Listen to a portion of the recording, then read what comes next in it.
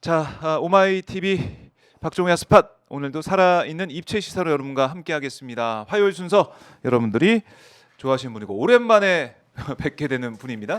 김현정 민주당 의원 모셨습니다. 안녕하십니까? 네, 평택시병 김현정입니다. 반갑습니다. 예, 매주 나왔는데 네. 지난주에 이제 그 전화 인터뷰 일정 때문에 맞아요. 예, 한 주 딱 그렇게 했는데도 되게 오래된 거 같아요. 오래된 느낌이 들고 그리고 워낙에 또 이제 이 탄핵 정국에 네. 국회에서 대기를 하시고 네. 국회에서 거의 뭐 비상 상황에 있지 않았습니까? 그러다 보니까 네. 더 반갑게 느껴지는 것 같습니다. 거의 뭐 한 10일 가까이 집에 못 들어간 것 같아요. 제못 들어갔어요. 멀어서 방에서 잤죠, 방에서. 30분 내 이내에 대기령이 떨어져 가지고 30분 이내 대기령. 평택은 30분이 더 걸려서 그렇죠. 야, 그야말로 비상 상황을 이게 열흘 정도 이제 버티다가 드디어 탄핵이 가결됐습니다. 네. 어떠셨습니까? 국회 본회의장에서? 정말 네. 그 순간에 아우 숨이 딱 멈추더라고요. 그러니까 이거 안 되면 어떡하지? 막 이런 거 있잖아요. 그러니까 이제 모든 언론이라든지 예. 뭐 분위기는 탄핵이 가결될 것이다라는 예상들이 훨씬 높았지만 네. 실제로 탄핵에 찬성하겠다고 공개적으로 얘기한 사람은 7명이었잖아요. 그렇죠. 한 명이 부족했어요. 한 명이 부족했잖아요. 네. 그리고 실제로 결과론적이지만 나중에 의총을 통해서 보니까 뭐 친한게도 뭐 반대 찍었다는 사람도 있더라고요. 뭐 그런 얘기가 들리더라고요. 그러니까 예. 그러니까 사실 그 순간에 이게 또 그쪽에서도 또 이제 한동훈 대표가 뭐 저기 당론으로 탄핵에 찬성하자라고 했다가 의총에서 엄청난 그 막 저기 반발도 있었잖아요. 그래서 네. 또 그런 게 또 어떻게 작용할지 그런 것들까지 다 감안해 가지고 그 순간에 보는데 204 딱 하는 순간 됐다 딱 그런데 저희가 이제 그 본회의 하기 전에 의총을 했었는데 네. 그 가결이 되더라도 절대로 아. 웃으면 안 된다, 숙연해야 된다 이런 이제 숙연하게 그 얘기가 있었군요. 해야 된다 그래서 이제 표현도 못했는데 조국 네. 혁신당 의원 한 두세 분이 소리를 한 호선 확 지르시더라고. 아, 저희 그 당이 소리가 지른 건 들렸구나. 아닙니다. 아, 그랬군요. 네. 그러니까 생각보다 그러니까 저희도 이제 그날 방송하면서 여기 안에서는 뭐 환호성도 들리고 소리 지르는 분도 있고 그랬어요. 그다음에 국회 앞에도 우리 시민들이 정말 환호를 했는데 정작 이제 국회 본회의장 안에서는 뭐 별다른 큰 소리가 안 들려가지고 그렇게 또 민주당 의총에서는 또 결의를 했었군요. 사실 대통령을 탄핵시킨다는 게 웃을 일은 아니잖아요. 상당히 예. 국가가 적으로 봤을 땐 되게 불행한 일이 벌어진 건데 이런 상황을 이제 초래하게 만든 네. 윤석열 씨가 정말 문제가 많은 거죠. 정말 그 대통령으로서 공직자로서 네. 국군 통수권자로서의 그런 국민들에 대한 기본적인 배려심이나 도리라든지 또는 뭐 공감 능력이나 이런 것들이 전혀 결여된 상태에서 본인만의 그런 그 우리가 정상 자폐아라는 얘기를 하잖아요. 네. 자기만의 그 세계에 gat혀가지고 그게 모든 세상의 모든 거인 것처럼 그렇게 착각하고 네. 그렇게 사는 그런 대통령이 그런 지경이 됐으니 이제 이런 생각이 들더라고요. 이제 그 윤석열이 그 전에 이제 검찰 생활만 계속 평생을 했잖아요. 그러니까 네. 피의자들 신문하고 뭐 수사하고 기소하고 이런 것들만 그렇죠. 계속 하다가 그러다 보니까 뭐 역사관이라든지 또는 뭐 이 국가에 대한 뭐 바라보는 정체성이나 이런 것들이 네. 명확하게 확립되지 않은 상태에서 대통령이 됐다 보니까 그러면 그 주변에 이제 좀 그 건전하고 좀 좋은 분들이 주변에서 좀 잘 그 참모들이, 대통령을 모시고 예. 참모들이 그렇게 역할을 그렇죠. 했어야 되는데 예. 그냥 구구 뉴라이트의 인사들이라든지 구구 또 유튜버들이라든지 또는 무슨 뭐 건진법사 뭐 천공 이런 무술인들 처음부터 거기에 딱 논란이 있었죠. 그 예. 둘러싸여 있다 보니까 완전히 그 이제 그 판단력이나 이런 것들이 완전히 치우쳐버린 한쪽으로 치우쳐버린 그런 게 이런 불행을 낳은 게 아닌가 이런 생각이 들더라고요. 네, 먼저 일각에서는 이제 과도한 음주가 또 영향을 미쳤을 것이다 그러니까요. 이런 얘기도 하고 네. 있고요. 참 그 지난번에 본회의장에서 이소영 의원이 질의하는데 네, 주말에는 골프 치고 주중에는 술 먹나요? 이렇게 질문하는데 참 이소영 민주당 답답하더라고. 그걸 그렇게 질문할 수밖에 없는 현실이. 그러니까 이번에 이제 그리고 제가 2016년 12월 9일이었죠. 그때 저기 박근혜 전 대통령 탄핵 네. 의결되는 게 그때 제가 여기 국회 앞에서 그 시민들 속에서 있었거든요. 그렇군요. 그때 제가 이제 그 지금도 막 그 무제한 커피 쿠폰 같은 거 끊어놓고 선결제. 선결제 해놓고 예. 막 이랬잖아요. 그때는 제가 우리 그 저 금융노조에서 네. 하야리카노라고 이제 하야리카노. 예 아메리카노를 아메리카노를 패러디한? 하야리카노라 해서 예. 그 이제 거리에 그 카페를 차려놓고 무료로 이렇게 커피를 나눠줬던 아. 그게 제 원조였어요. 16년도에. 근데 지금은 이제 이제 문화가 됐더라고. 지금은 이제 카페나 아니면은 뭐 김밥집이나 이런데 네. 유명하신 분들이 아니면 또 우리 시민들이 음. 직접 자신의 이제 지갑을 열어가지고 선결제해서 네. 추운데 정말 고생한 우리 시민들이 따뜻한 차 한잔 할 수 있게 이렇게 그, 그게 참 대단하더라고요. 16년도에는 국회 앞에서, 네. 2024년도에는 본회의장 안에서 이렇게 두 번을 두 번의 그걸 겪으셨네. 역사적 현장에서 직접 음. 더 경험해 보니까 네. 참 감회가 남다르더라고요. 그리고 또 제가 이번에 이제 그 당에서 대협력위원장을 맡아가지고 시민사회와의 소통 창구 역할을 하고 있는데 네. 지금 시민사회에서 이 그 비상행동이라는 우리나라의 전체의 그런 시민사회 시민단체랑 종교 뭐 학계 등 다 망라한 네. 1,500개가 넘는 단체들이 합쳐서 비상행동이라는 걸 만들었거든요. 그 음. 비상행동이 주관해서 이 집회를 하는 거거든요. 네. 그거랑 이제 촛불행동 두 군데서 하는 건데 음. 그쪽이랑 계속 이렇게 소통하면서 그런 음. 역할을 하다 보니까 조금 더 남달랐던 것 같아요. 현장의 집회. 그 아. 집회할 때마다 제가 현장에 가서 소통하고 현장 분위기도 이렇게 당에 전달하고 그런 역할을 했었거든요. 네. 역시 네. 대외 협력을 네, 열심히. 좀 더 되게 좀 더 보람진 것 같고 그다음에 이제 이 탄핵이 가결된 게 끝이 아니잖아요. 그렇죠. 또 파면까지 또 기간이 또 있고 아. 그 이제, 사실 예. 네. 1차전이 끝났다고 이렇게 얘기하더라고요. 큰 산 하나 이제 넘었다 이렇게 한 건데 네. 근데 그 사실 이번에도 보면 그 12월 14일 날 탄핵이 가결됐잖아요. 그 일주일 전에는 불성립 됐잖아요. 맞아요. 안 들어와 가지고. 예. 두 명 딱 의원. 들어왔어 갖고 195명밖에 안 들어왔는데 이번에는 그 일주일 사이에 12표가 국민의힘에서 온 거고 실제로 뭐 기권이나 무효표까지 합치면 23표가 온 거잖아요. 그 일주일 사이에 그러면 이런 변화가 어떻게 있은 거냐? 시민들의 촛불이 힘이죠, 그게. 그러니까요. 촛불의 힘. 예. 이번에는 이제 응원봉의 힘이다. 그러니까요. 그러니까 지금 뭐 그거를 견딜 수가 없는 거죠. 예. 이제 특히 지역구의 의원들 같은 경우에는 네. 야, 그러니까 이제 역시 그 정치는 정치인이 하는 것 같지만 실제로 국민이 한다라는 이재명 대표 말이 틀린 얘기가 아니에요. 네. 다시 한번 확인한 거죠. 의원님들 보니까 이제 국회 앞에서 윤석열 탄핵 응원봉을 들고 있는 모습 SNS에 가서 있더라고요. 네. 근데 그야말로 촛불 혁명에서 이제 뭐 빛의 혁명이다 이런 얘기가 나올 정도로 이번에 젊은 2030 세대가 맞습니다. 응원봉을 들고 정말 제가 딱 봤는데 너무 아름답더라고요. 각양각색의 이런 응원봉이 국회 앞에서 네. 반짝이고 있는 모습이 정말 대단했습니다. 그리고 이제 그 예. 응원봉 파시는 분들 있잖아요 거리에서. 그 재밌더라고. 제가 이제 갔더니 얼마예요? 그랬더니 5,000원이래요. 그래 두 개를 샀어. 샀는데 이제 이게 다니다 보니까 이제 아시는 분들 만나고 그래서 네. 이렇게 달랄해서 이제 주고 다시 또 샀더니 그 옆에는 또 7,000원이래 똑같은 게. 그래서 5,000원 해주세요. 그러니까 또 5,000원 깎아줘. 정이 되게 높아. 정이 되게 많고. 네. 참 새로운 문화를 이번에는 이제 예전에 촛불 집회 촛불을 이제 준비해서 가거나, 네. 그러니까 LED 촛불까지는 이제 진화가 됐었는데 이번에 이제 응원봉 촛불. 정말 이 뭐 콘서트장이나 아니면 이런 데서 이제 흔들었던 그 응원봉을 이 집회 현장에 가지고 오는 거예요, 우리 젊은 친구들이.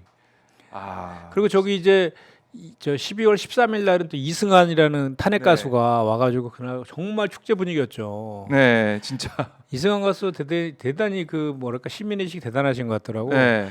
그 개런티도 하나도 안 받고 오히려 1,213만 원을 후원했잖아요. 네. 본인이. 그러니까요. 그냥 뭐 콘서트장을 방불케 했고, 와 정말 그날 많은 분들이 오셨어요.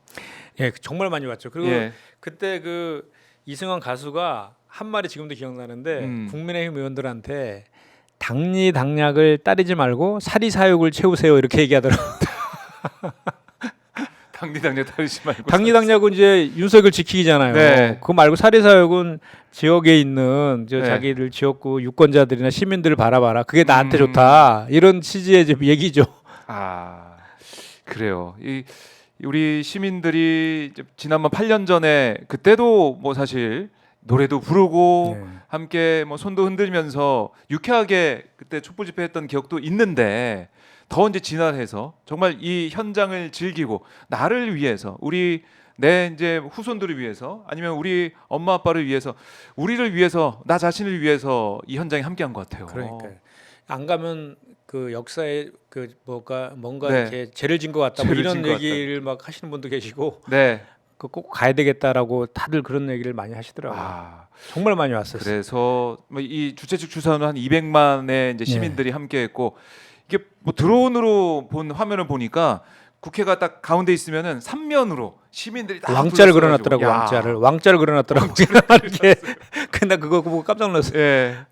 우리 국민이 이제 왕이고 국민 주권으로 예. 우리 대한민국이 지금 이렇게 나라 역할을 하고 있는 것인데 그 확실히 보여준 거죠. 그러니까 이제 그 워낙 많은 분들이 오셨는데 국회 앞 대로가 이렇게 하나, 둘, 세 개가 있잖아요. 네. 세 개 있고 그 국회 정면으로 보는 이쪽에. 그러니까 왕자잖아 이게.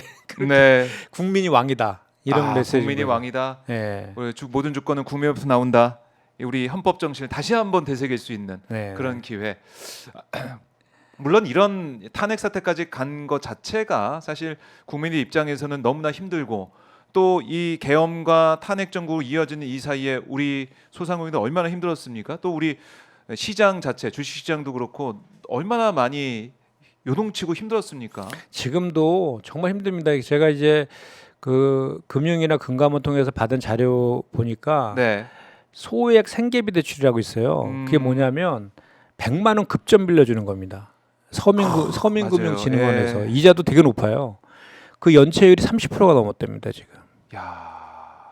그 특히나 저 20대, 소액도. 20대의 20, 30대 청년층에서 30%가 제일 네. 그렇게 높은 그런 상황이고 네. 정말 연체가 너무 높고 그리고 이제 서민들이 마지막으로 받는 대출이라고 하는 게 카드론이라고 있습니다. 네. 그 카드론 대출 그 잔액이 폭증하고 있다는 거 아니에요. 그러니까 지금 현재 정말로 그 힘든 상황인 건 분명한 거죠. 그래서 이 문제를 빨리 해결해야 되는데 그래서 그 이재명 대표가 이제 국정안전협의체 좀 만들자고 했더니 네네. 바로 또 국민의힘에서 또 반대해 버리더라고요. 그 권성동 원대가 오히려 정부는 환영하고 있는데 아. 그러니까 국정안전협의체에 대해서 반대하니까 그러면 경제랑 민생 분야만 가지고만이라도 하자. 그리고 모든 의제나 뭐 형식이나 방법이나 모든 그 주도권은 다 국민의힘이 저 가져도 좋다라고까지도 했는데도 네. 그러더라고요.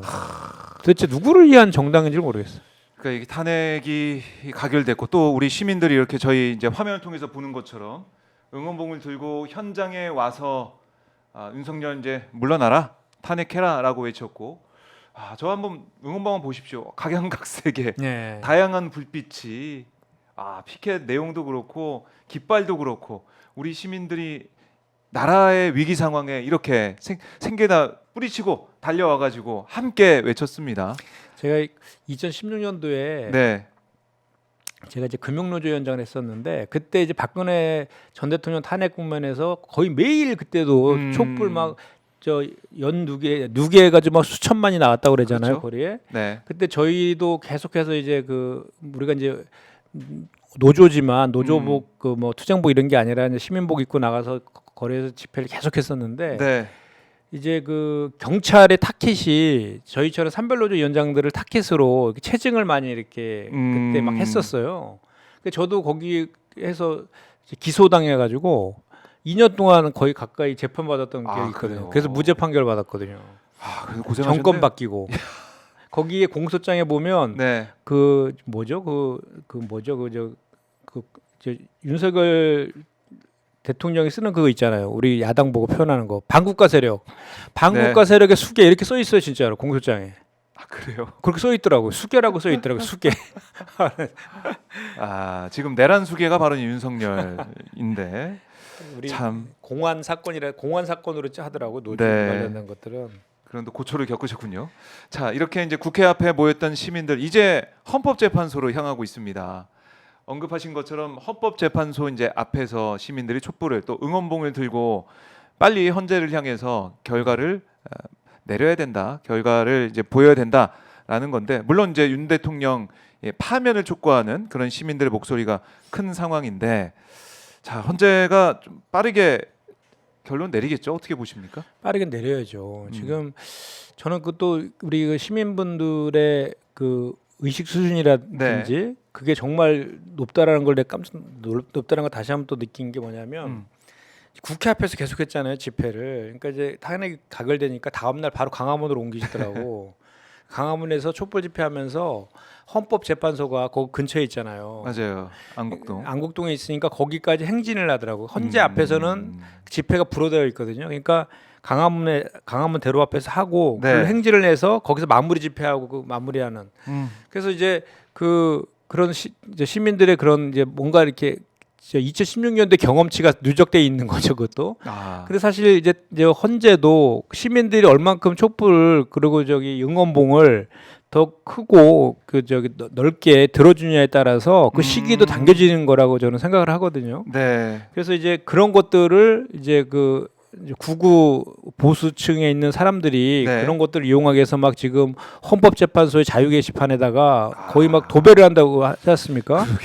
그것도 그 자유 게시판이 보니까 익명으로 쓸 수 있는데 네. 성만 나오고 이름은 익명인데 계속해서 한 사람이 횟수 제한 없이 쓸 수 있다며요. 그래서 막 똑같은 내용으로 복붙을 해가지고 막 갖다 붙이고 막 그래서 구구 보수층에서 막 계속 탄핵 반대, 하고 있네요. 탄핵 반대 막 이렇게 써가지고 네. 그래서 이제 거기가 막 하루에 한 두세 건 올라왔던 그 게시판이 막 하루에 막 5만 명이 넘게 막 5만 개가 넘게 막 댓글이 달린다고 하는데 네. 그 정도로 이제 구구 보수에서도 그 경험치가 있는 거죠. 그래서 헌재 헌법 재판관들에게 압박을 하려고 지금 그렇게 하는 거잖아요. 그렇기 때문에 마찬가지인 거죠. 그러니까 그래서 이 응원봉이나 촛불의 힘이 그 결국은 헌법 재판관들이 네. 하는데 그래도 보이지 않는 영향을 미칠 수밖에 없다. 저는 그렇게 생각하고 그런 걸 알기 때문에 지금 그렇게 방향이나 장소를 바꿔서 이렇게 하고 있다라고 보고요. 네. 그리고 이제 뭐 지난번에 그 노무현 전 대통령하고 박근혜 전 대통령 때에도 뭐 2달 3달 정도 걸렸잖아요. 네. 63일 91일 걸렸으니까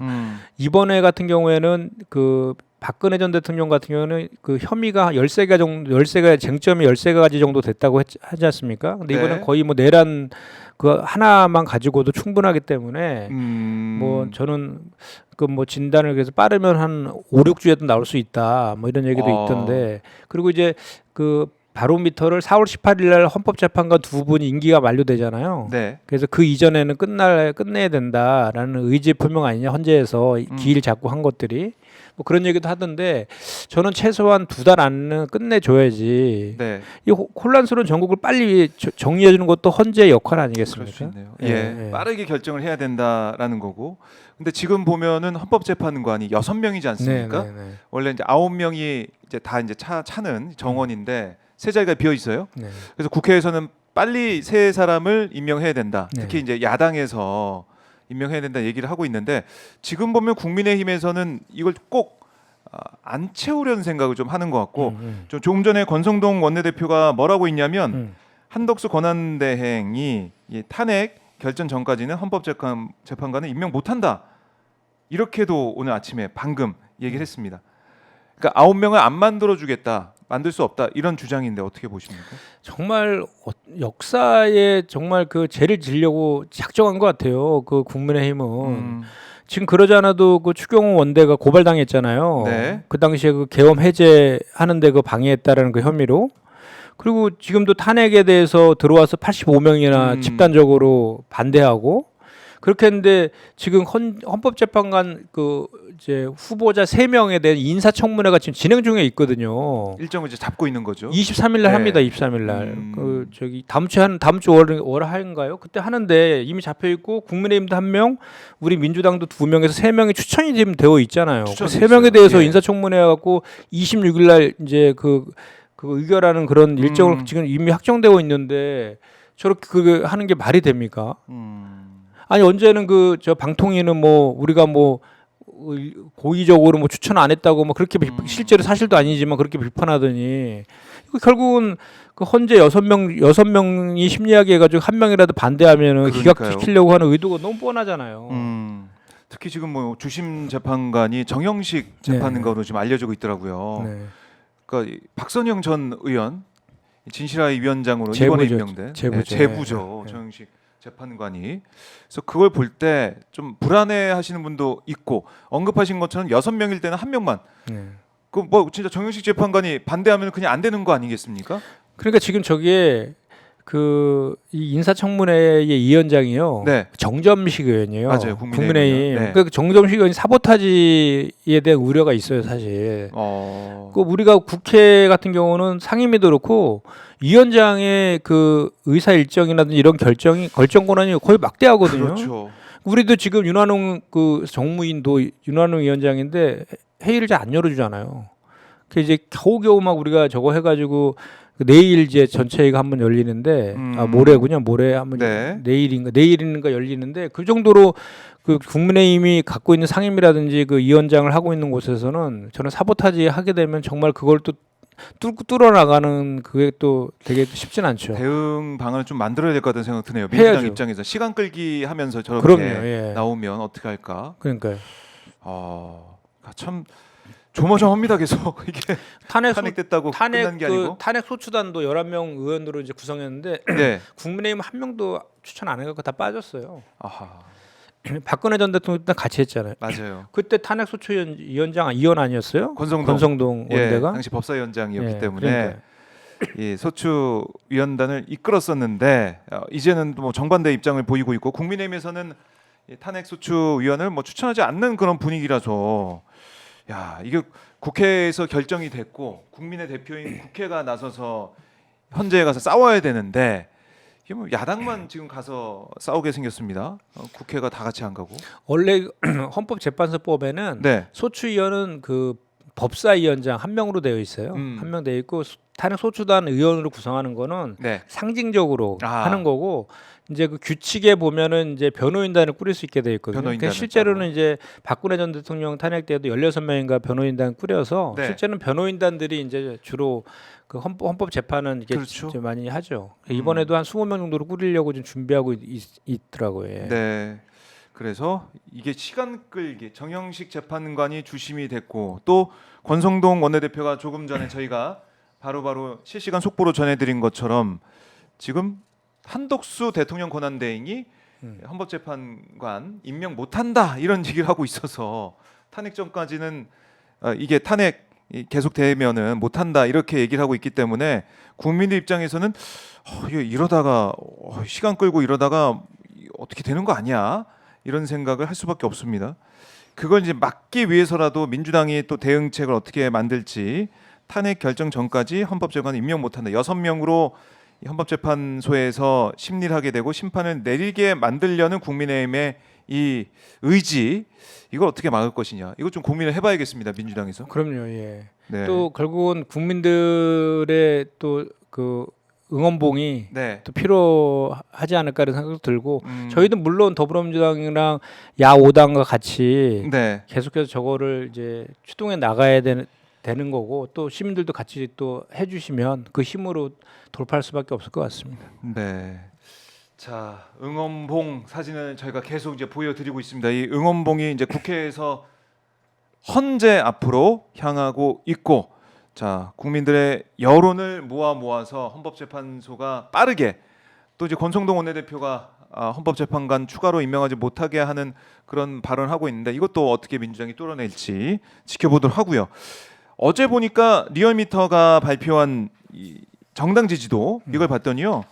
민주당과 국민의힘 지지율 격차가 윤석열 정부 출범 이후 최대치를 경신했습니다.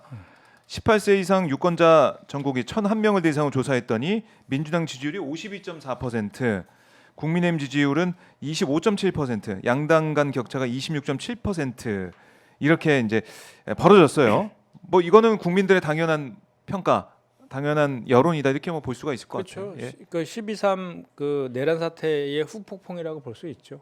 그 뭐 첫 번째 그 탄핵 그 의결할 때는 본회의장에 집단적으로 불참하고 두 번째도 또 뭐 85명이 집단으로 또 반대도 하고 예, 무효기권 뭐 이렇게 나왔기 때문에 그거에 대한 국민들의 그 준엄한 심판이라고 보면 정확한 것 같습니다. 준엄한 심판이다. 근데 한동훈 대표는 네. 사실상 쫓겨난 상황이 되지 않았습니까? 그러니까 예. 최고위원들이 사퇴다 해버리니까 이제 지도부가 붕괴돼서 어제 사퇴 기자회견하고 떠났는데 국민의힘은 뭐 한동훈 대표의 그동안의 행정이나 이런 걸 떠나서 어쨌든 탄핵에 찬성하자, 당론 만들자는 한동훈 대표를 쫓아내는 셈이 되니까 지금 국민들이 볼 때는 국민의힘은 탄핵에 이제 반대한, 어떻게 보면 좀 내란에 동조한 거 아니야, 이런 비판까지 하고 계세요. 그렇죠. 실제로 그 과정이나 네. 결과론적으로는 그렇게 된 거죠. 그리고 그렇게 하는 가장 큰 이유 중에 하나가 이제 친윤 의원들이 그런 걸 이제 중진 친윤 의원들이 그거를 주도한 거 아닙니까? 그리고 네. 윤석열 대통령과 문명을 같이 하겠다. 그 겉으로는 그 2016년도에 탄핵 트라우마 때문에 뭐 이렇게 가다가는 보수가 괴멸할 수 있다. 뭐 이렇게 명분을 이야기하고 뭐 이재명 대표한테 대통령을 헌납할 수 없다. 이렇게 겉으로는 이야기하고 있지만 지금 저 국민의힘에서 하는 행태들이 결국은 보수를 괴멸시키는 길로 가고 있다는 걸 본인들만 모르고 있는 거죠. 그러니까 결론적으로는 여전히 TK나 대구 경북에서는 네. 지금 지지율이 버텨주고 있거든요. 버텨주고 있는 그러다 보니까 그 국민의힘의 의원들이 대부분이 대구 경북 쪽이 많잖아요. 네. 그 수도권에 있는 그 의원들 중에 그 찬성한 사람은 거의 없잖아요. 그죠? 그렇죠. 윤상은 의원 정도 있을걸요 아마. 네. 그죠? 김재섭 의원도 다 찬성했고. 그러니까 수도권은 민심이 완전히 그 민심을 따르지 않으면은 본인이 정치 계속 이어갈 수 없는 정도의 민심인 건데 달라요. 대구 네. 경북은 또 안 그러니까 그러니까 음. 바뀌진 않는 거죠 정당이. 그래서 오히려 그 윤상현 의원이 뭐 통치행위라고 해서 막 무슨 막말을 막 하던데 본회의장에서 네. 그것도 오히려 이제 그 윤상현 의원이 자기가 그 오히려 저는 그 국민의힘의 그 보수층의 구구 보수층의 지지를 받아가지고 당 대표라든지 한번 해보려고 하는 그런 저희가 밑에 깔려 있는 것 같아요. 그러니까 그냥 극단적인 그 구구 보수층만 자꾸 가겠다. 네. 이런 거죠 지금. 그리고 실제로 윤석열도 저는 이제 대통령이라고 표현을 지금 안 하고 있는데 일부러 윤석열도 그렇게 지금 본인이 그 탄핵이 가결된 이후에도 사과나 반성은 단 한마디도 없이 뭐 광기 어린 칼 뭐 잠시 멈추지만 뭐 끝까지 포기하지 않겠다라고 하면서 구구 보수들에게 이렇게 선전선동도 하고 메시지를 던진 거 아니에요? 네. 끝까지 싸우겠다라고 하는 그러니까 거기에서 계속 이제 같이 하고 있는 것인데 그렇게 했다가는 결국은 그 국민들의 준엄한 또 역사의 심판을 면치 못할 거거든요. 그거는 뭐 그동안의 과거의 그 사례들이나 경험들 통해서 다 확인된 내용들 아닙니까? 근데 네. 같은 길을 갈 수밖에 없는 그 저들의 처지도 참 어떻게 보면 되게 딱하다 이렇게 생각이 됩니다. 그러니까 뭐 추경호 전 대표 같은 경우는 그때 계엄 당일에 우원식 국회의장한테 전화해가지고 좀 표결 좀 밀어달라 네. 이렇게 얘기를 했다는 거 아닙니까? 네.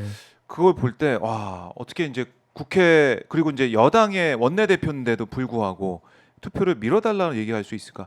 빨리 의원들을 오라고 해서 국회 본회의장에서 표결을 빨리 진행하는 게 맞는데 좀 밀어달라. 그리고 당사에 의총하니까 모여달라 이렇게 메시지 보내고. 네. 그러니까 그 뭐 이제는 윤석열 대통령과 통화했다는 것도 확인된 거 아닙니까? 추경호 원내랑 그 저 계엄 선포한 이후에. 네. 그러니까 사전에 혹시 이렇게 알고 있지 않았을까라는 의혹도 좀 있어서 이제 수사를 이제 해보면 알겠지만 네.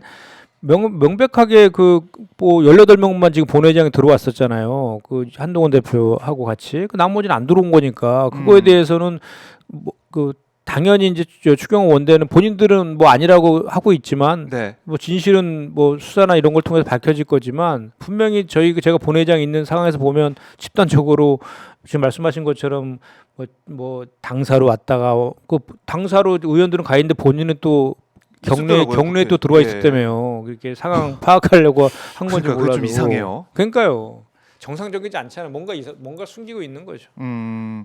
그래서 국민의힘 지금 뭐 위원정당 해산해라 이런 목소리까지 나왔을 정도니까 이거 국민들의 목소리에 따라서 국민의힘도 바뀌어야 되는데 전혀 그럴 것 같지가 않아가지고. 아니 과거에 그 정당 해산 시킬 네. 때 그 장난감 총 뭐 이런 거로 해산시킨 거 아니에요? 이번에는 저 개헌군이 총칼 들고 유리창 깨고 국회 침탈했잖아요. 그때랑 뭐 훨씬 더 준엄하고 그런 그 이원적인 그 계엄에 대해서 지금 국민의힘이 지금도 계속 두둔하고 동조하고 있잖아요. 지금 그 권성도 원대는 하는 거 보면 그 탄핵 심판에 헌재 심판에 대해서 심판관을 임명하지 못하도록 방해하고 있는 거고 계속해서 거부권 행사라고 저 권한대행한테 압박하고 있고 막 이러고 있는 거 아닙니까 지금? 네. 그러면 그런 거에 대해서 그 이원 정당 해산 신청할 수 있는 거죠. 저 정부에서 한다라면 충분히 가능성이 훨씬 더 높다고 보고 네. 또 탄핵 그 사유도 보면 박근혜 전 대통령은 최순실 태블릿 PC 그거잖아요. 그렇죠. 민간인의 국정농단. 국정농단 정도인데 이건 그게 아니라 완전히 그냥 군인이 개헌군이 총칼 들고 쳐들어온 걸 온 국민이 그걸 목도했는데 네. 그걸 아니라고 거짓말하고 있는 이런 거에 대해서 어허. 이게 용납이 됩니까? 국민들이 판단을 할 것이다. 네. 예. 예, 용납이 안 되는 상황이다라고 말씀하셨는데 이제 한동훈 대표의 사태 또 국민의힘의 이제 비대위 체제가 어떻게 될지 모르겠지만은 일단은 조기 대선 가능성이 높기 때문에 지금 이른바 이제 여권 내 잠룡들도 움직임이 좀 활발해지고 있습니다. 네. 오세훈 서울시장이 이렇게 글을 어제 올렸네요. 편가르기 할 때가 아니다. 하나가 되자라고 호소를 했고 또 홍준표 대구시장도 지금 보면은 조속히 당 정비부터 하자 이렇게 얘기를 하면서 찬성했던 의원들은 뭐 이 민주당 이중대 행각에 불과했다는 걸 알려줘야 된다 이렇게 또 강조하고 있더라고요. 이제 대권 주자들이 지지층한테 좀 호소를 하고 있는 것 같아요. 대권 주자 여권의 대권 주자 움직임은 좀 어떻게 보고 계십니까? 근데 보니까 이제 한동훈 대표는 이제 쫓겨났잖아요. 네. 제가 볼 때 한동훈 대표도 이제 조기 대선 하면 음. 또 나오고 싶은 생각이 있을 건데 가만 안 둘 것 같거든요. 국민의 내에서 대선 주자가 될 수 있을지 그건 좀 그러니까 제명시키거나 의구심이 뭐 저 탈당시키거나 이렇게 할 것 같아요. 가만 안 둘 것 같아 내가 봤을 때는. 아니 그 얼마나 미웠으면 한동훈 사살령까지 내릴 정도로 이렇게 미워하는데 그 가만 두겠어요. 네. 그리고 실제로 한동훈 대표 같은 경우는 결과론적으로는 이번 탄핵 가결에 사실 그 역할을 한 건 분명한 사실이죠. 근데 이제 그 오락가락하는 그 뭐 한순간 또 무슨 공동 정부 뭐 해가지고 한덕수 총리와 예, 같이 나오고 순간 그 제2의 쿠데타 네. 내라는 뭐 딱 하려 하다가 딱 그 거기 제동이 걸리는 바람에 또 왔다 갔다 했잖아요. 네.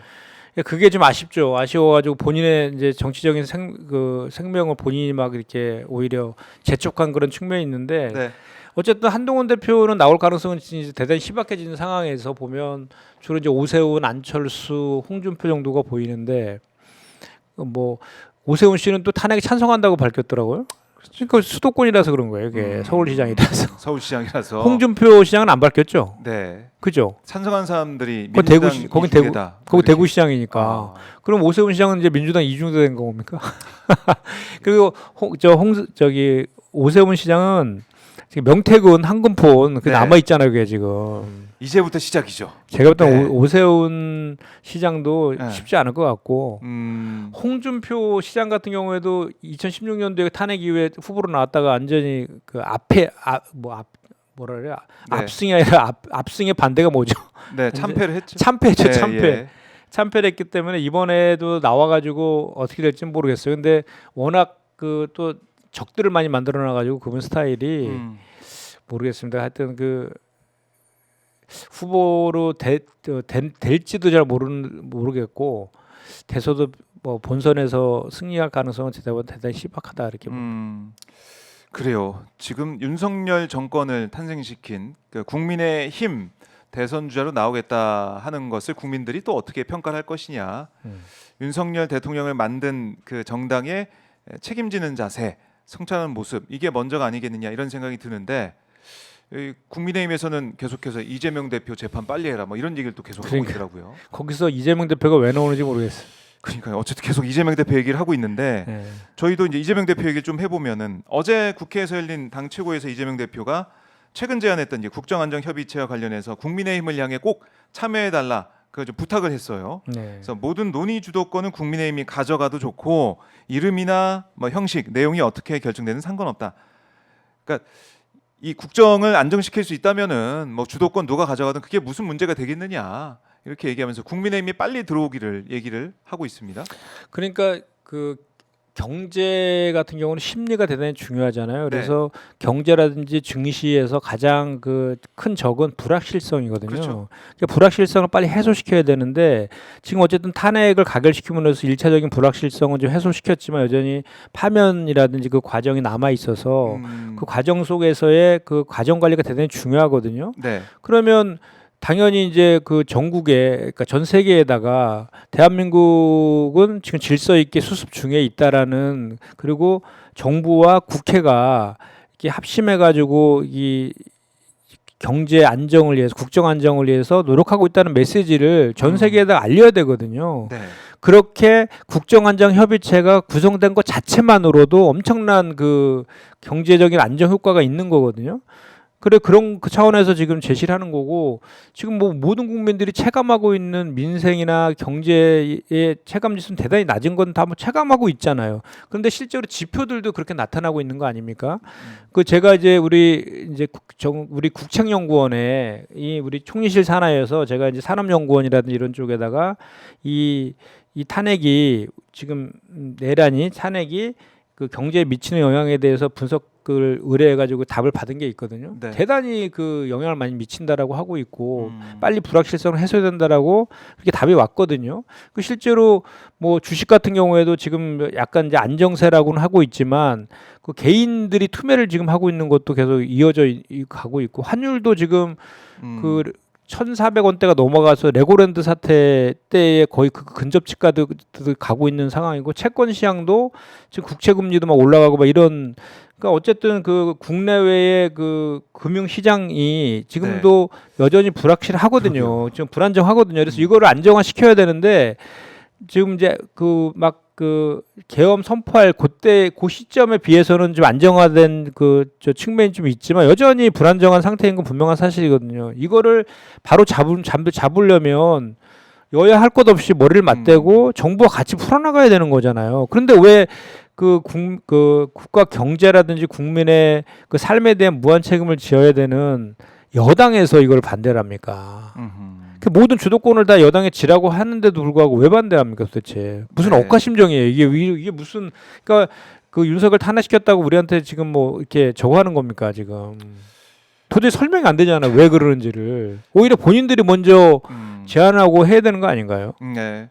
근데 뭐 국민의힘은 그런 것 같아요. 우리가 여당인데 예. 우리가 당정 협의할 건데 뭐 20일에 당정 협의할 거다 이런 얘기도 지금 나오는 것 같은데. 아니 그동안 그렇게 당정협의 잘해가지고 나라 꼴을 이렇게 만들었습니까? 그러니까 반성을 좀 해야 되잖아요. 반성을. 그리고 이제는 대통령이 탄핵됐기 때문에 정확히 얘기하면 여당이라고 할 것도 아니에요. 그냥 국회인 거죠. 그래서 국회다. 지금 대한민국 사회에서는 유일하게 선출된 권력은 지금 네. 입법부밖에 없습니다. 대통령이 탄핵되었기 때문에.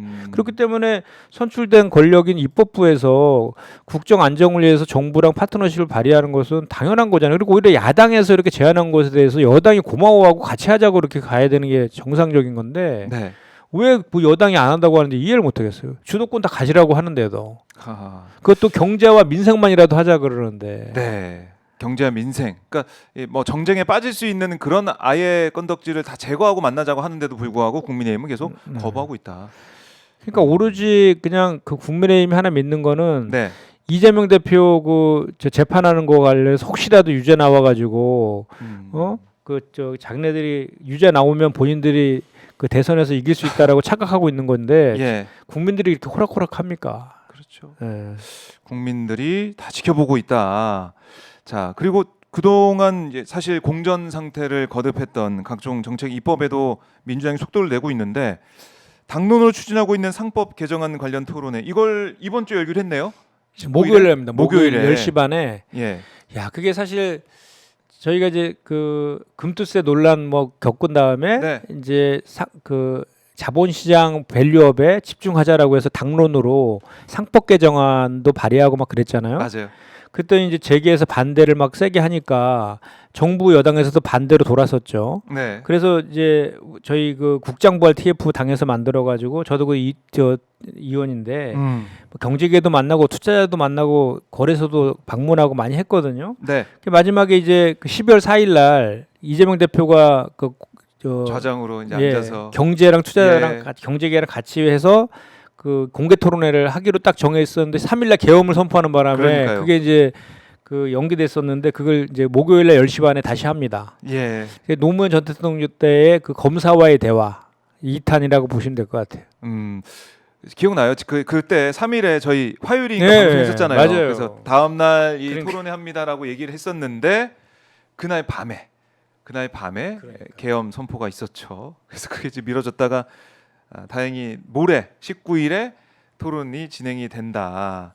상법 개정 이걸 통해서 우리 대한민국 시장 외국인들이 볼 때 좀 매력적인 시장으로 만들어야 되고 또 우리 개인 투자자들도 그동안 이 주식시장에 투자하면서 그야말로 뒤통수 맞았던 적이 한두 번이 아니거든요. 그렇죠. 그 막을 수 있는 획기적인 방안을 만들어내겠다. 이런 다짐 아니겠습니까? 그렇습니다. 그래서 그 저희가 상법 개정안을 당론으로 딱 발의를 하니까 한 5가지 되거든요. 네. 그랬더니 갑자기 그 전에는 그 자본시장 밸류업에 대해서 말로만 하고 하나도 안 하더니 갑자기 자본시장법 개정으로 그 자본시장법 개정안을 또 냈더라고요, 정부에서. 근데 우리는 자본시장법 개정을 반대하진 않거든요. 네. 둘 다 하자는 거죠, 둘 다. 둘 다 하자. 자본시장법 개정은 상장회사 2,500, 600개 거기만 해당되는 거거든요. 네. 거기만 해당되는 거고 그 내용도 되게 그 제한적인 핀셋 규정이기 때문에 그걸 또 그 핀셋으로 하면은 뭐든지 이게 빠져나갈 구멍들이 사각지대가 생기잖아요. 법에 사각지대라는 게 있어서. 네. 또 실제로 그 재벌 기업들이 그동안 그런 자본시장법을 계속 회피하는 방식으로 꼼수를 써왔던 것이 문제가 되었기 때문에 그 100만 개가 약간 넘거든요. 우리나라 총 기업 수가. 네. 그걸 전반적으로 규율하는 그 상법 개정, 그 원론적인 그 상법 개정이 전제되고 자본시장법도 개정해야 되는 거지. 자본시장법만 개정하게 되면 나머지 그럼 뭐 그 거의 100만 개에 달하는 그 기업들은 그럼 뭐로 저걸 합니까? 네. 그리고 이 상법 개정과 자본시장법 개정은요. 그 뭐 학자들도 그렇고 다 인정하는 건 하나가 있어요. 기업한테 좋은 거다. 이 상법 개정을 하면 그렇게 되어 있는데 기업이 반대해요. 그 이상하지 않아요? 그렇죠. 근데 기업이 반대하는 거는 오너 기업들이 반대하는 겁니다. 오너 기업들. 오너 기업들이 그동안에 그 편법적인 그 지배구조 개편 이런 거로 가업 승계한다든지 일감 몰아주기 한다든지 이런 것들이 그동안 문제가 돼서 자본시장에 되게 불신을 받았던 거거든요. 네. 그래서 외국인 투자들도 저 국내 투자에 대해서 불신을 하고 그리고 뭐 물적 분할이라든지 대주주를 위한 지배주주를 위한 편법적인 지배구조, 물적 분할 뭐 이런 걸 통해서 그 소액 투자자들한테 피해 주는 방식으로 계속해서 반복돼 왔었잖아요. 예. 얼마 전에도 그 두산 바퀴카 투산 오버티스 간의 합병 그 이제 결국은 금감원에서 계속 반려하다가 결국 승인해줘가지고 합병이 승인이 났거든요. 네. 그런데 합병이 철회됐어요. 다시 철회했어요 본인들이. 그 왜 그런지 아세요? 진짜 아이러니하지만 계엄 때문에 철회됐다니까. 왜요? 그러니까 그 합병을 하게 되면 네. 두산 바켓 주주들이라든지 두산 바켓의 그 모회사인 두산 에너빌리티 주주들한테 주식 매수 청구권이 부여돼요. 그 주식 매수 청구권이라는 것은 합병에 반대하는 그 소액 주주들이 내 주식 사 이렇게 요구할 수 있는 권리거든요. 네. 주식 매수 청구권이. 근데 주식 매수 청구 가격이 있잖아요. 가격이 정해졌을 거 아니에요. 근데 폭락을 한 거야 주가가. 네. 그 계엄 때문에. 그러니까 그 주식 매수 청구하는 그 가격으로 그걸 매수할 수 있는 여력이 없어진 거지. 참 아이러니하죠. 그렇지. 그 정부에서 승인해 줘 갖고 결국은 몇 차례 막 우여곡절 끝에 결국은 승인 받아냈는데 네. 윤석열이 그 계엄 선포하는 바람에 무산돼 버렸어요. 이걸 웃어야 될지 참 우픈 현실입니다. 그렇네요. 자, 상법 개정 연내 처리하겠다는 민주당의 입장이 나와 있는데 일단은 목요일에 토론회까지 지켜보도록 하겠습니다. 그리고 지금 대통령 직무가 정지되면서 한덕수 대통령 권한대행이 이제 권한을 행사하는 것인데 법률안에 대한 거부권 행사 권한도 뭐 넘어가 있는 거는 뭐 사실이겠죠. 근데 이 농업사법 또 그리고 국회법이나 국회 증언감정법 개정안 그러니까 6개 법안에 대해서 거부권 행사할 가능성이 크다. 네. 이런 얘기가 나오고 있어요. 일단은 오늘 뭐 국무회의에서는 안 한다고 하는데 후반에 다시 국무회의를 소집해서 거부권 행사할 수 있다. 이런 관측이 나오고 있습니다. 17일인가요? 뭐 임시국무회의 연다고. 오늘이 17일인데 원래 이제 국무회의 하는 날인데 네, 오늘 안 하고 19일인가요? 19일인가요? 뭐 임시국무회의 뭐 예. 연다 뭐 그런 얘기가 얼핏 그런 있던데 얘기가 어쨌든 있어요. 추경호 원대 시절에 뭐 이렇게 그거에 제의 요구를 뭐 했다 뭐 이렇게 권성동 원대가 제의 요구하면서 얘기했던 그 논리인데 네. 제가 봤을 때는 저는 그런 것 같아요. 이게 한덕수 그 총리 권한대행 같은 경우에는 선출된 권력은 아니잖아요. 임명직이잖아요. 그렇죠. 그 이제 아까도 얘기했지만 우리 국회는 선출된 권력이지 않습니까? 그래서 이런 그 권한대행 체계에서는 선출된 권력이 결정된 그 법안에 대해서 기본적으로 거부권을 행사하는 것은 좀 문제가 있다라는 생각이고, 또 하나는 이제 그 이 거부권이라는 것이 사실은 그 되게 제한적인 거, 상권 분립을 우리가 규정하고 있기 때문에 대통령의 권한이긴 하지만 입법부를 존중한다는 차원에서 대단히 제한적으로 행사되어야 된다라는 게 모든 헌법학자들이 일치된 견해 아닙니까? 네. 그런 관점에서 보면은 이거를 권한대행이 거부권을 행사하는 것은 좀 저는 문제가 있다라고 생각을 하거든요. 그럼 다시 또 넘어오면 또 제요구 또 다 해야 되고 그러는 거라서 권한대행께서는 이번에 생각을 잘 좀 해서 거부권 행사 안 했으면 좋겠습니다. 거부권 행사. 이 법안도 그렇지만 지금 김건희 특검법이나 내란 특검법 네. 뭐 이런 것들은 또 어떻게 할 거냐. 특히 그 내란 특검법이나 김건희 특검법 예. 더더욱이 거부권을 행사하면 안 된다고 생각하는 게 그 윤석열이 계속해서 거부권을 몇 차례 두세 차례 막 계속해서 그렇죠. 그 행사하는 이번에 바람에 네 번째 법안. 그것이 이원적이다라는 그 해석도 많았잖아요. 본인과 본인의 아내와 관련된 네. 그 저 특검에 대해서 거부하는 것은 그것은 헌법에 그 반한다 이런 해석들이 많이 있었잖아요. 그런데 그런 거에 대해서 권한 대행이 그러지 않아도 지금 내란 수계 혐의로 지금 피의자가 되어 있는 네. 그 윤석열에 대해서 그 저기 수사하는 그 특검에 대해서 거부한다는 것은 두드러는 거잖아요. 그렇잖아요. 지금 모든 국민들이 지금 헌재에도 가 있고 다 진실 규명을 원하고 있고 이렇게 응원봉과 촛불 들고 나와 계시는 상황에서 본인이 거부한다는, 그러지 않아도 본인도 지금 그 피의자 아닙니까? 본인도 조사받고 지금 있죠. 조사받고 있는 네. 상황에서 그거를 거부한다고 하면 완전히 내란에 그 공조하는 거 아니냐라고 해석될 여지가 충분히 있는 거잖아요. 그리고 한덕수 총리에 대한 탄핵 여론도 상당히 높은 그런 상황 아닙니까? 그럼에도 불구하고 국정 안정을 위해서 탄핵을 저희가 지금 그 보류하고 있는 그런 상황 아닙니까? 그 종합적으로 봤을 때 한덕수 권한대행이 정말로 그 역사와 우리 국민들 국가를 위해서 그 정말로 그 현상 유지적인 그 선에서 권한대행을 해야 된다라고 저는 생각합니다. 네. 한덕수 권한대행 뭐 거부권 권한이 있다고 거의 뭐 윤석열 대통령 자리에 있었던 것처럼 직무정지 되기 전에 그런 모습을 계속 또 보여줄지 국민들이 지켜보고 있고요. 자, 지금 박찬대 원내대표가 또 이런 얘기를 했네요. 권성동 원내대표의 아까 저희가 전해드렸던 속보, 그러니까 탄핵한 다음에 심판 이후에 지금 비어 있는 헌법재판관 임명해야 된다 그 얘기를 했었는데, 박찬대 원내대표는 구인 체제로 탄핵 심판해야 된다라고 얘기하면서 이 권성동 원내대표의 이 주장 너무나 어처구니 없다, 터무니없다 이렇게도 얘기를 했어요. 말이 안 되는 얘기죠. 이거는 구인 체제 지금 후보까지 나와 있는데 그래. 그걸 그냥 미루고 안 한다? 이거 국민들이 볼 때는 뭐 정략적으로 정쟁을 위해서 안 한다고 생각할 것 같은데, 후보까지 있는데 이걸 그냥 뭉개어가기는 어려운 거 아니겠습니까? 정말 저 국민적인 그 눈높이나 네. 그 국민들에 대한 생각은 전혀 없는 것 같아요. 그냥 어떻게 하면 이제 이 국면에서 네. 뭔가 이렇게 자기네들이 그 당리당략적으로 해가지고 저 재집권할 것인가 이 생각만 하고 있는 것 같아요. 이 생각만. 다른 생각. 근데 그게 가장 하수인 건데 사실은 네.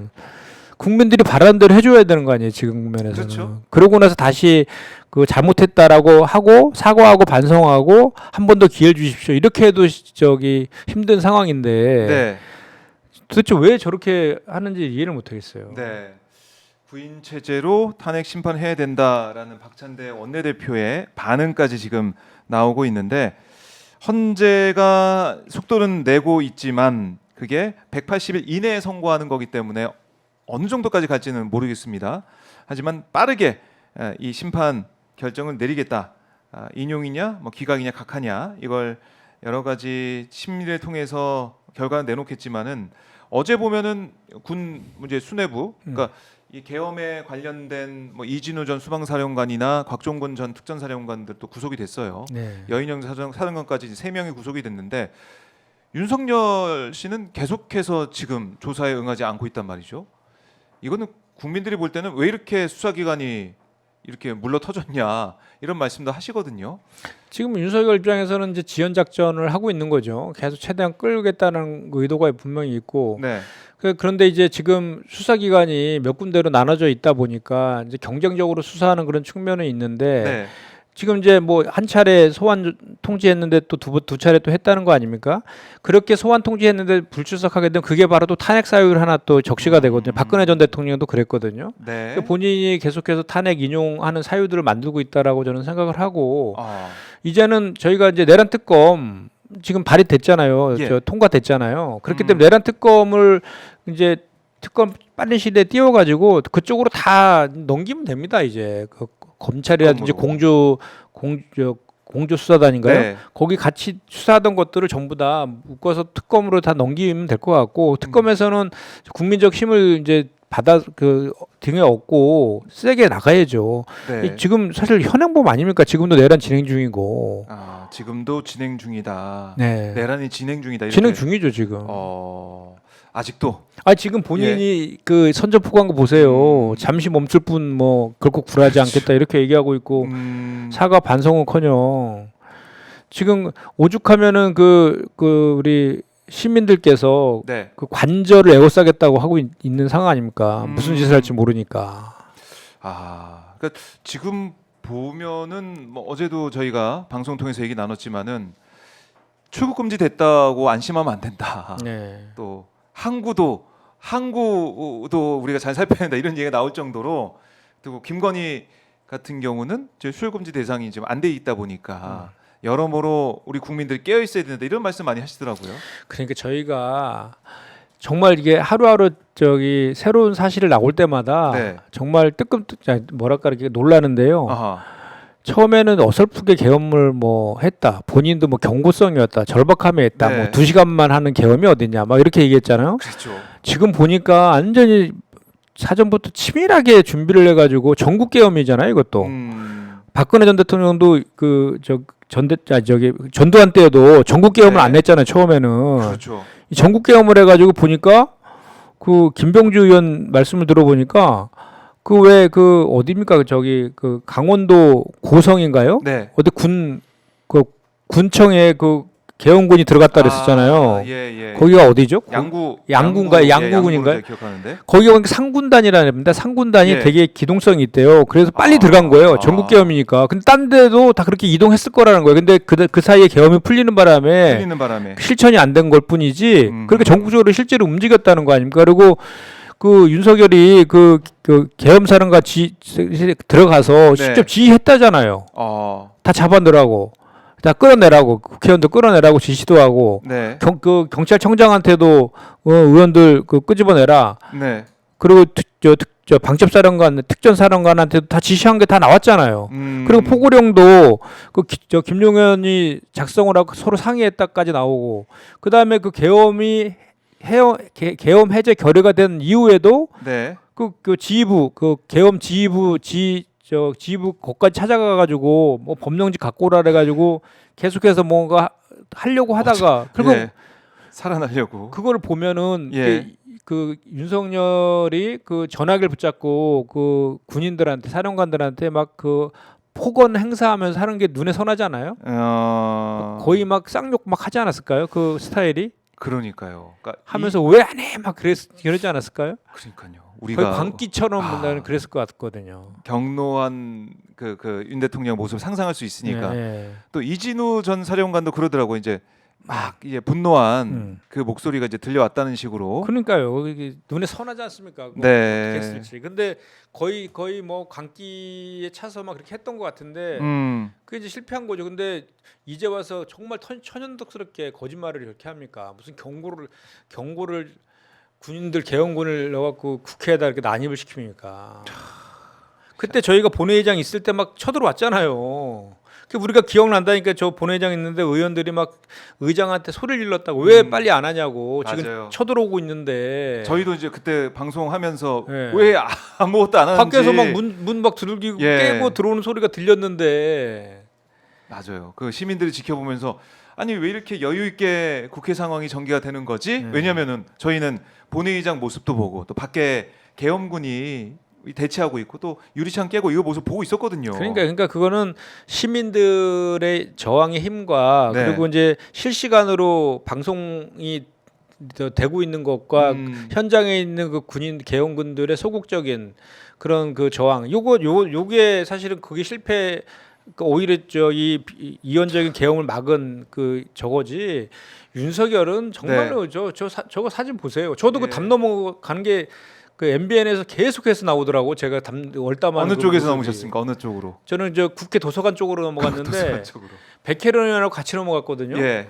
근데 이제 그 계속해서 이제 MBN에서 카메라를 계속 담에서 이제 찍던데 백혜련 의원은 이제 아무래도 여성 의원이다 보니까 경찰들이 세게 제지를 안 하더라고요. 먼저 훅 넘어간 나는 계속 잡더라고. 뒤에서 잡았어요. 네, 그래서 노라고 그러는. 그래서 내가 아이고. 올라갔다 내려갔다 이렇게 하니까 우리 예. 아는 지인들이 왜 저기 바로 안 넘어가고 자꾸 오러갔다 아, 내려갔다 아. 뒤에서 자꾸 끌어내리니까 내려간 거지. 내가 그랬던데. 큰일 날 아니 그 뻔했네요. 의장까지 담 넘어가고 당 대표 담 넘어가고 원내대표 다 담 넘어갔는데 네. 어디서 거짓말을 합니까 지금? 이제 우원식 국회의장이 넘어간 그 담은 딱 표시가 돼 있더라고요. 네. 그래서 그래요? 거기서 인증샷 찍으시는 시민분도 계셔요. 만약에 이게 국회의장 우원식 의장이 못 들어갔다면 정말 큰일 나는 일 아니었습니까? 저기 유리창 깨고 들어가고 있는데 그러니까 뭐 이런 모습을 저희가 이제 보다 보니까 저게 경고입니까? 빨리 해야 되는데 빨리 해야 되는데 이렇게 얘기하면서 저희 댓글창에도 빨리 좀 해주세요 이런 얘기가 많이 나왔던 기억이 있습니다. 네, 결국에는 우원식 의장 또 민주당 의원을 포함한 야당 의원들과 국민의힘 18명 의원들이 침착하게 투표해서 190명 전원 만장일치 찬성으로 이 계엄 해제 요구안 이게 결의안이 통과가 됐습니다. 참 긴박한 순간이었습니다, 진짜. 긴박한 순간. 이번에 뭐 다시 한번 보게 되네요. 국민의힘 의총에서 네, 색출한다고 막 그런다며요. 표결 네. 찬성한 사람 찬성한 색출한다고 이런 사람들. 얘기. 예. 그러니까 이게 참 이 정당에서 이렇게 얘기를 할 수가 있는지 네. 민주주의 정당이 맞냐 이런 비판도 나오고 있습니다. 저게 저 비상행동 저 시민사회에서 만든 네. 그 비상행동 있죠. 저분들이시네. 저기 맞습니다. 관저 앞에서 기자회견 오늘 10시 반에 한다 그러더니 예, 10시에 10시에 곧 지금. 이제 진행이 되고요. 예. 대통령 관저 앞에서 윤석열 즉각 퇴진, 또 사회 대개혁 비상 행동 이렇게 나서는 모습입니다. 자, 지금 이 현장 오마이 TV를 통해서 관저 앞의 모습을 보여드리고 있는데 경찰이 갔다가 관저에서도 출석 요구서 전달하려기 했는데 전달 못했다고 하더라고요. 예, 안 받으니까. 거의 뭐 이제 근데 아예 뭐 등기로- 분리가 돼 있는. 우편으로도 붙였다니까요. 네. 저기 서 계신 분들 다 이제 친숙해졌어요 이제. 하도 자주 뵈가지고. 배협력 열심히 하시다 보니까 자, 이 현장 기자회견 현장도 저희가 함께 보여드리면서 오늘 김현정 의원은 보내드리도록 하겠습니다. 오늘 의원님 말씀 잘 들었고요. 네, 다음 네. 주에도 뵙겠습니다. 고맙습니다. 네, 고맙습니다. 감사합니다. 예. 네. 김현정 민주당 의원 말씀을 들어봤고요.